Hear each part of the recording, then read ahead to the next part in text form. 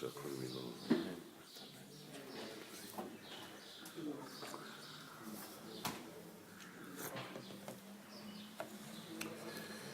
we are holding by Siv Chav Bes. Likutei Halachos, Ilchos Teffilin Halacha Vav. We're in the middle of Birkas HaShachar. So, V'zeika Birkas Malbish Harumi. This is also the guiding principle of the bracha Malbish Harumi. You know, the one who covers those who are undressed, those who are naked. Because the essence of the resurrection, then every person will live in eternal life.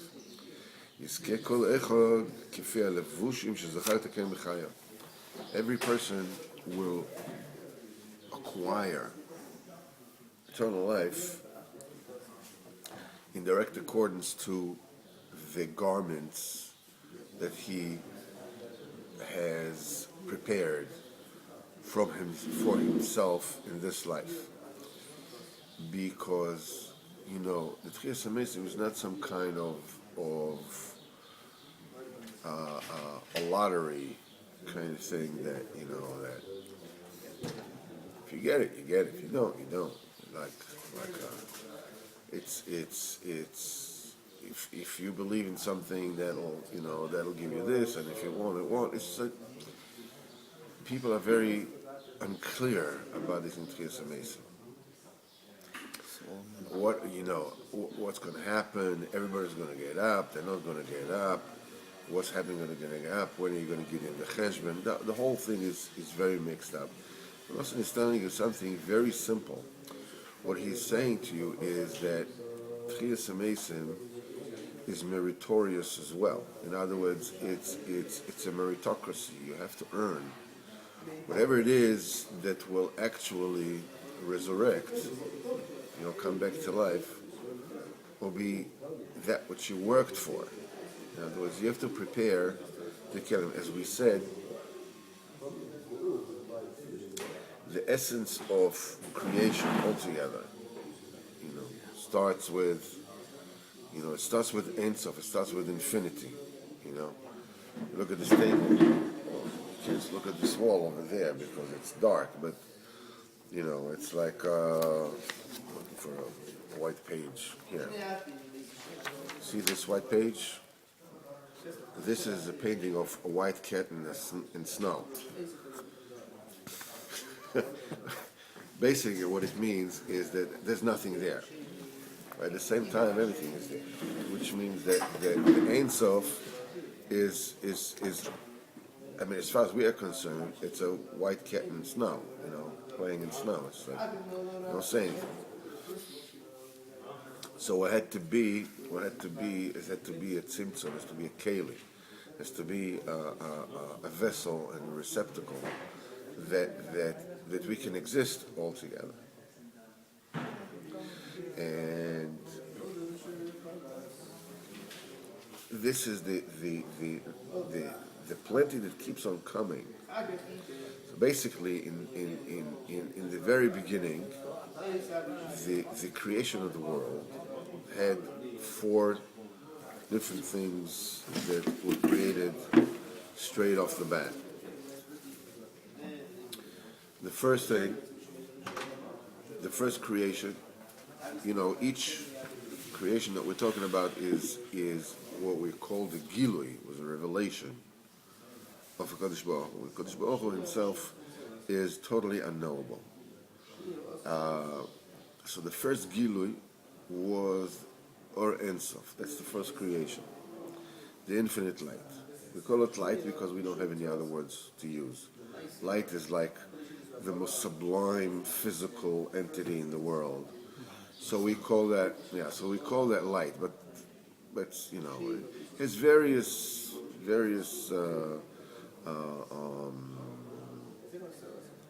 qualities that we use, which make it suitable for us to use it for the explanation. One of them is the fact that it's totally dependent on its source. In other words, you stop the source, the light goes off. It's not something that once it comes out, if you cut it from the source, it continues to exist. Light is not like that. Light is you turn off the switch, it's off. There's no light left anywhere.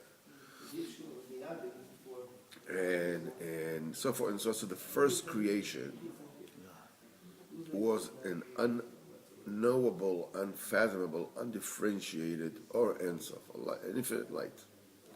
Because Baruch himself is way beyond that. But even Ein Sof, we don't have any.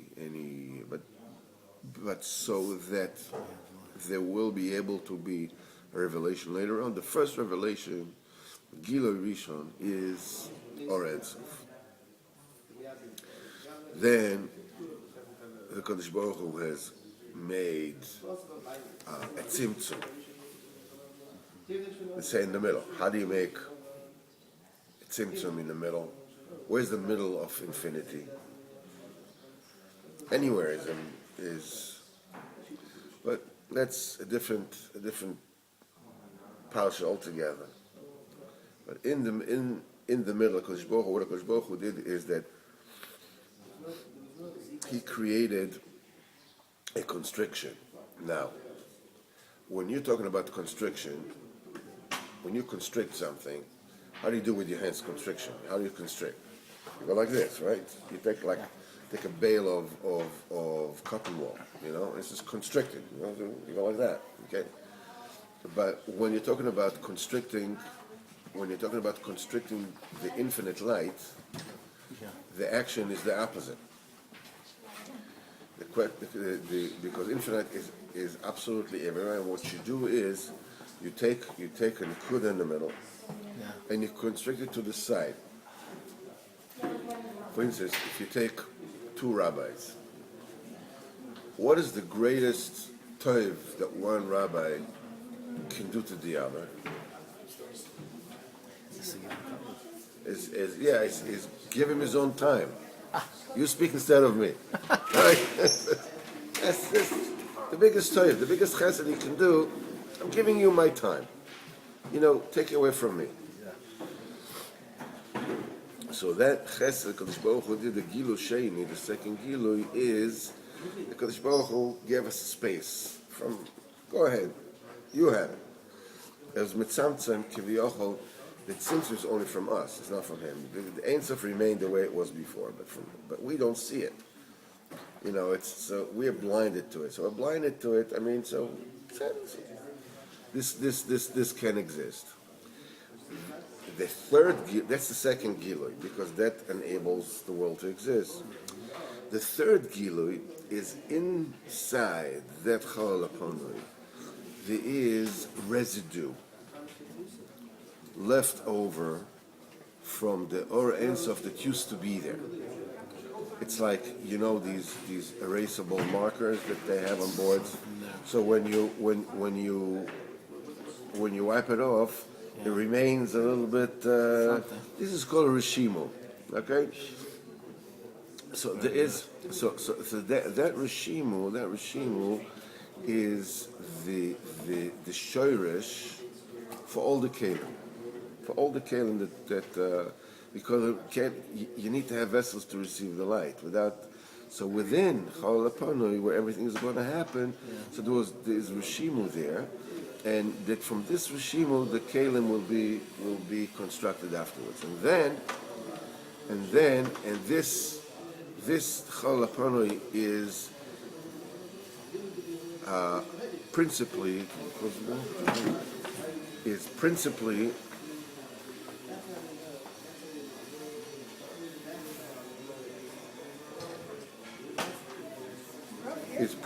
a circle.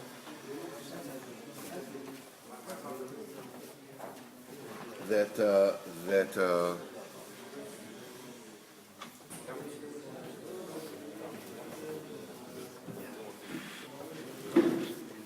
the whole, when we're talking about Chol HaPonui, we're talking about a circle, we're talking about a nekuda, we're talking about whatever it is. This is all theoretical things. We're not talking about physical things at all. So, and then into that chalapana, Kadosh Baruch Hu put in a snorkel. You know, what do you call this that people have when they swim? Snorkel. What? Snorkel. A snorkel. Okay. Very good. People to put a snorkel inside into the chalapana, Yeah. because otherwise everything in there will choke. So because there's no life other than the light of HaKadosh Baruch Hu. On one hand, if the light of HaKadosh Baruch Hu is, there's no tzimtzum, it's like getting close to the sun. Doesn't matter what you're going to wear, you're going to burn up. On the other hand, if you're totally blocked from any source of warmth, from anything in the sun, you're going to freeze to death. So it's what HaKadosh Baruch Hu, he did the Chalal Apana, and then he put a little snorkel in, to bring life from Chaya Chaim, to bring in there, and the entire process goes from there. The principle of Keli, of light and Keli, of plenty and a receptacle and a vessel, which is commensurate with the amount of shefa that is being bestowed, is the principle that guides the entire creation, entire bria. That's why when you learn Gemara, you learn anything in school. So you have to learn basics. If you learn how to be an electrician, you learn to be a builder, whatever it is, you have to learn the basics. What's electricity, what is this, what is plus, what is minus, what is this, what is that, what a whole thing. And you learn step by step. And every step, the knowledge that you have, the basic knowledge that you have, becomes the keli, the receptacle for the next level of knowledge. Now that you have basic electricity, you can be taught about, let's say, about contacts. Once you understand that, then you can learn more. It's like each time what used to be the new data, which is the light, becomes, once you acquire the knowledge, becomes the receptacle for higher knowledge, for that principle of receptacle with data, with light that fills it, is the principle of creation. The whole thing begins from that and ends with that.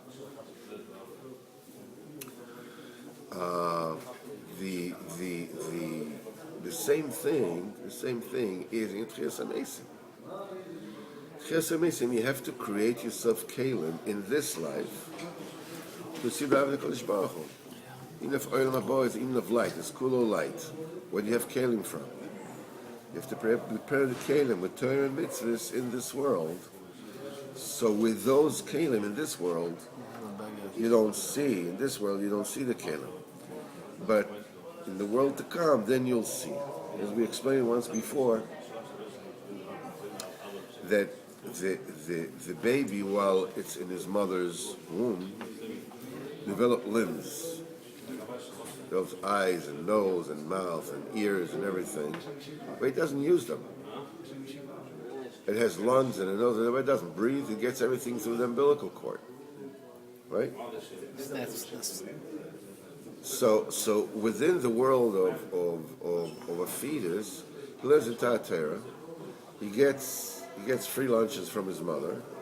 Everything is fine. What does he need legs for? What does he need hands for?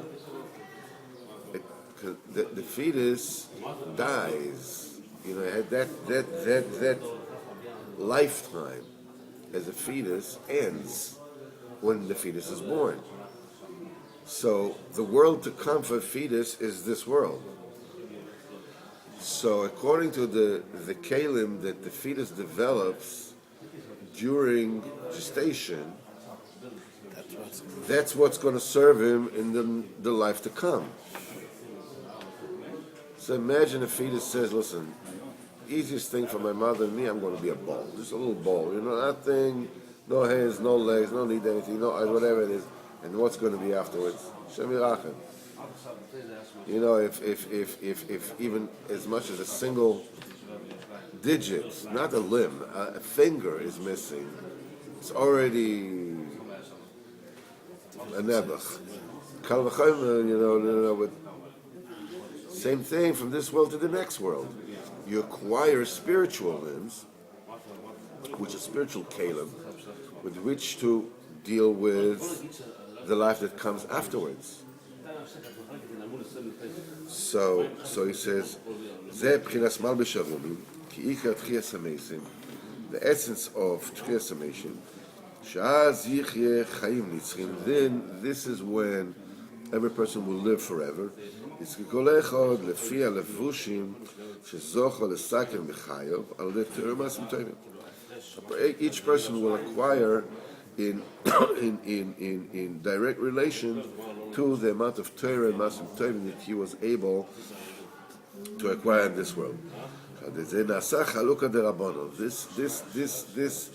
This creates an entity, a metzius, which is called chalukah derabbanan. It's called a rabbinical code. This is the keli to be mekabel the olam habo.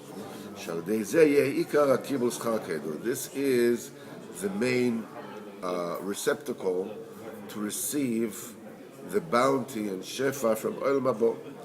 וזה בחינת תספך כחומר חויסם. ויסייצבו כמו לבוש איזה תסת חייס המסם. You will turn over like a seal in mud, in chomer, in clay. Visyatzvu kvo lavush, and they will stand again. They will erect. They will stand up, kmo lavush, like a garment. In other words, the people will rise and will stand up in the time of the resurrection, like a levush, like a garment. What is not a hainu? The very same way that a person was masakin his own levushim, he acquired levushim, he acquired, kalim. That's the way it's going to be. Because before the chet etzadas, there was no need for any levushim.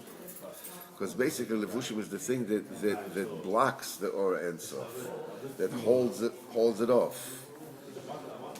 There was no shame at all.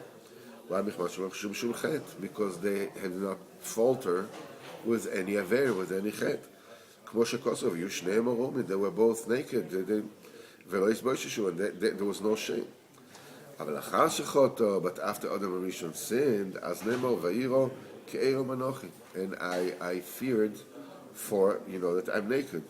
The year we're talking about is that shame. Because then the metzias of busha has already come into being, and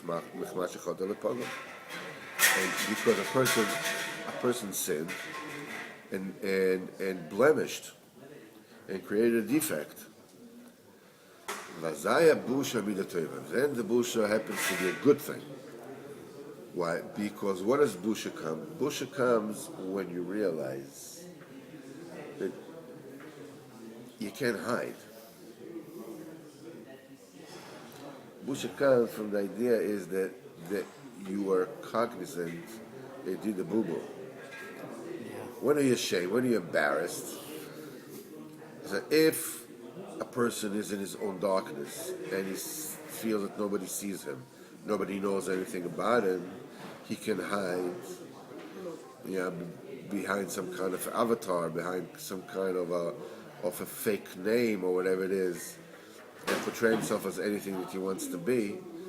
I'm a 21-year-old pilot, that plays rock guitar or whatever it is.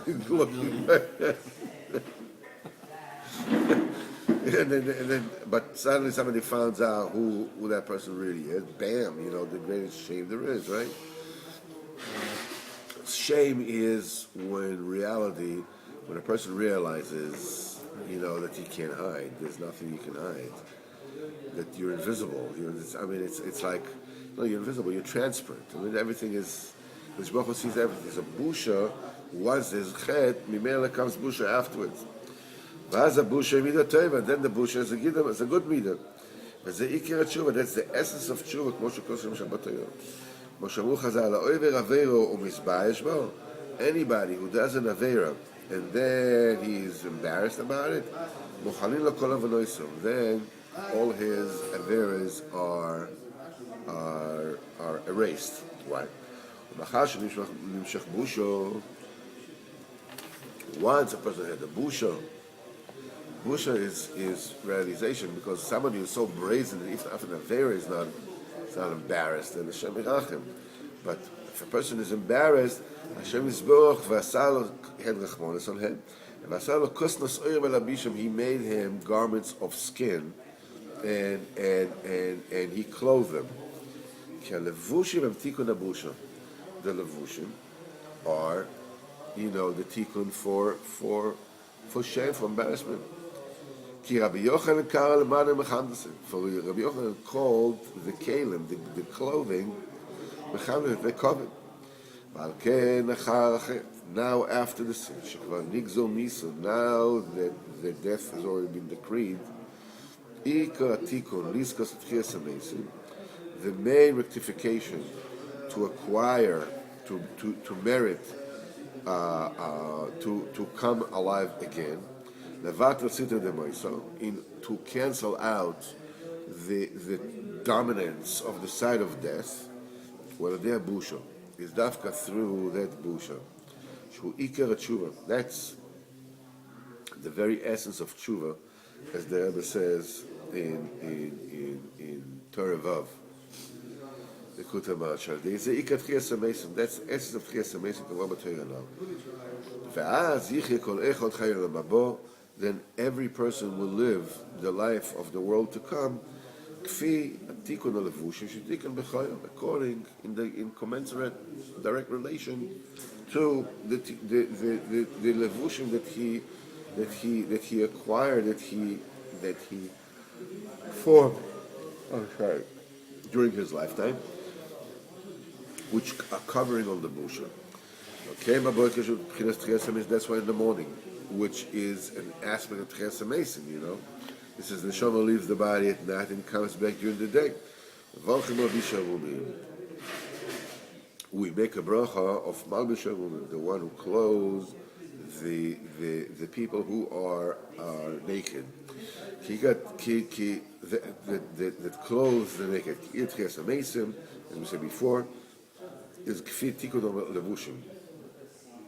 Tchias HaMesim is a factor of the acquisition of levushim.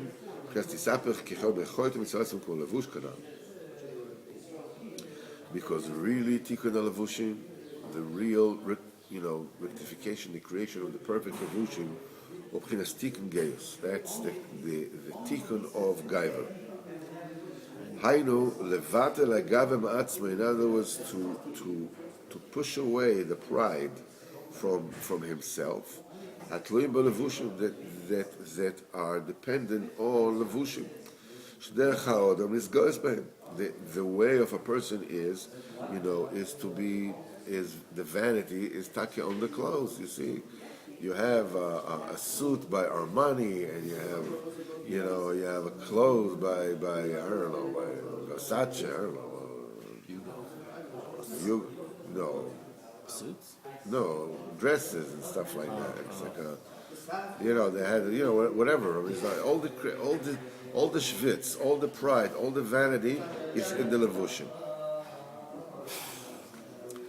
So, and the lack of busha is also in the levushim. Everything is in the levushim. Everything is in the levushim.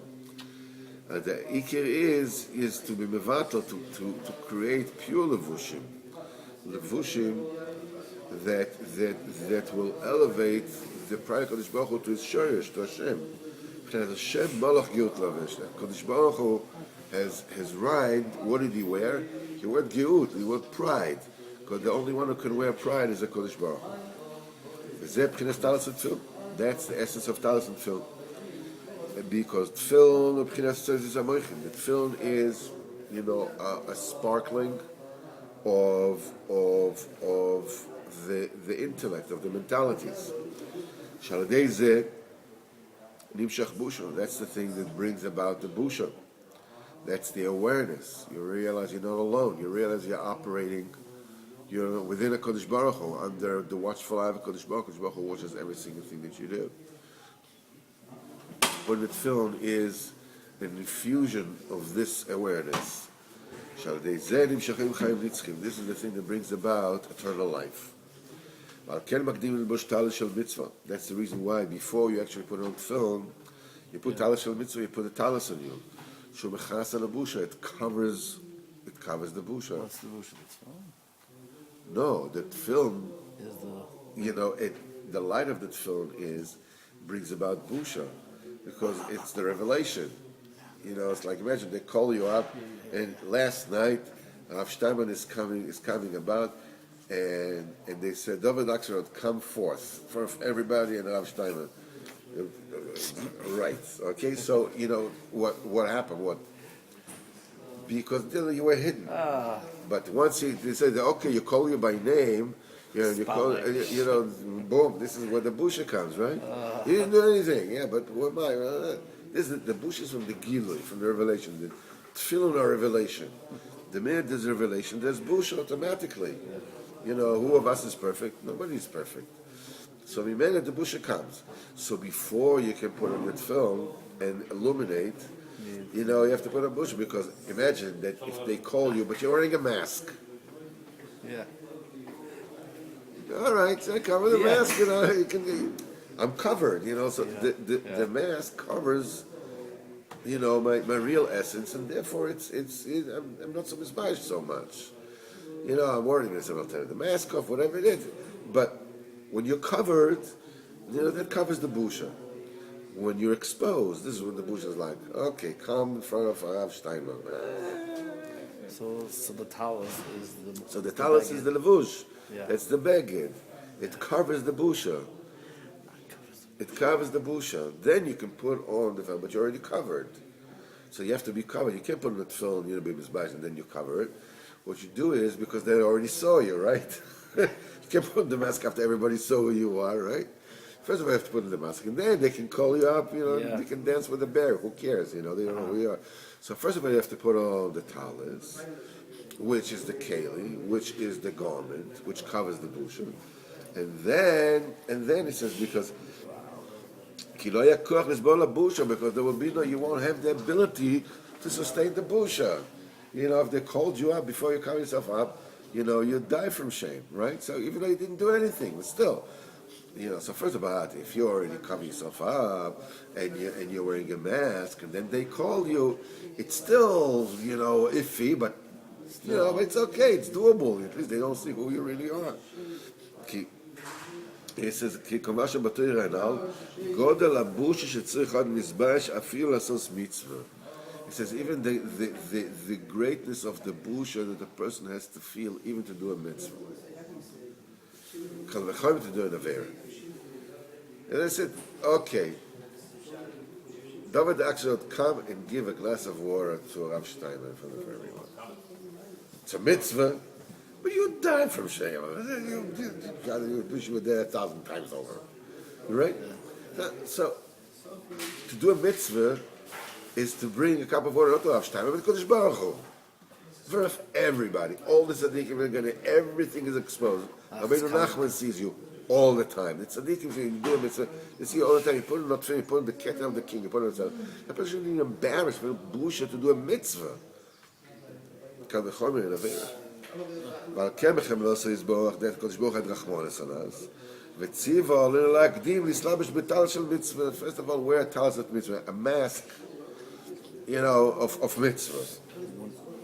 שהוא בחינס חלוקה דרבנו. This is the rabbinical robe שהוא מכסה על הבושה, that covers up the busha. you're covered up. Ki abgodim em tikon labusha, because the abgodim are the tikon for the busha, as we said before. Say ma yakar chas elokim. When you cover up yourself in your talis, what do you say? Ma yakar chas elokim. How precious is your chesed, Hashem. Uvnei adam b'tzei knafei rechasiyun, and people will get covered in the shadow of your wings. Knafecha is the garment. No, it says it's many times it says the cut of a beged is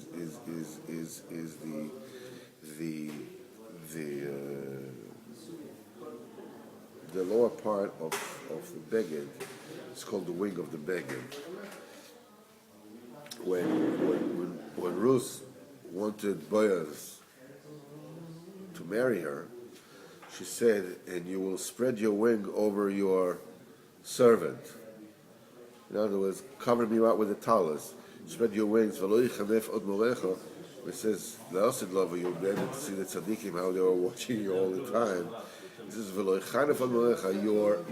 your teacher's not going to be winged anymore. Not going to be cloaked anymore. So when cut off is thinking of cloaking. In the shadow of your cloak, this is where they'll find shelter. How precious is the chesed of HaKadosh Baruch Hu. He had rachmanas on us. Talis HaKadosh, and gave us the wing of the Heilige Talis, lachsos v'lischav b'tzel knofov, to hide and to find shelter in the shadow of his wings from the greatness of our busha and our shame. What time is it now? Let me see how. We'll continue this in Hashem on Zintik now.